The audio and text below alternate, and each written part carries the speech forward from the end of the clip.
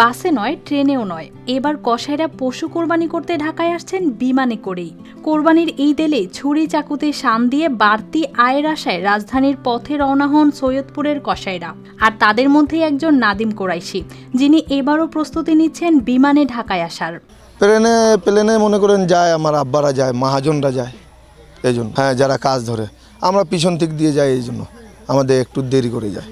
ঈদ সামনে আসতেই নীলফামারী সৈয়দপুরে শুরু হয়েছে কসাইদের ব্যস্ততা। কেউ ছুরি চাকু ধার দিচ্ছেন, কেউ গুছিয়ে নিচ্ছেন কোরবানির সরঞ্জাম আর প্রয়োজনীয় কাপড়। প্রতি বছরের মতো এবারও সৈয়দপুর থেকে 30 থেকে 50 জন কসাই পশু কোরবানি করতে ঢাকায় আসছেন।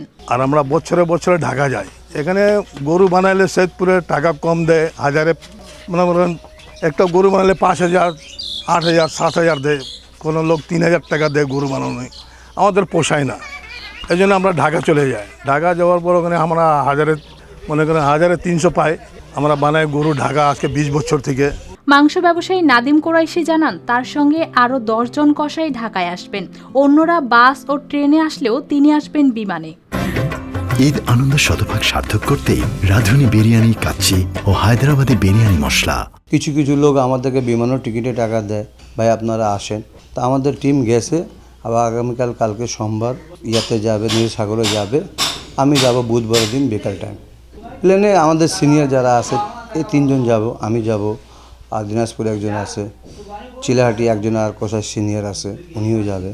প্রায় 15 বছর ধরে ঈদের সময় সৈয়দপুরের কসাইরা ঢাকায় কাজ করছেন। তাদের দাবি, দক্ষতার কারণে রাজধানীতে তাদের চাহিদা বেশি। এখানে একটি পশু কোরবানিতে পারিশ্রমিকও মেলে কয়েক গুণ বেশি।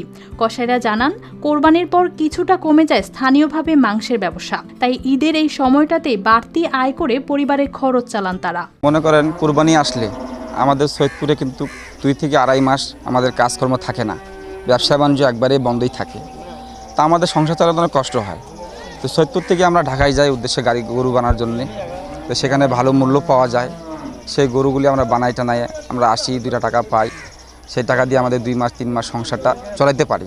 ঢাকায় কয়েকদিন কাজ করেই একজন কসাই আয় করেন 50 থেকে 60 হাজার টাকা। আর সেই টাকাতেই বছরের বাকি সময়টা কিছুটা স্বস্তিতে কাটানোর চেষ্টা করেন তারা। News desk, RTV।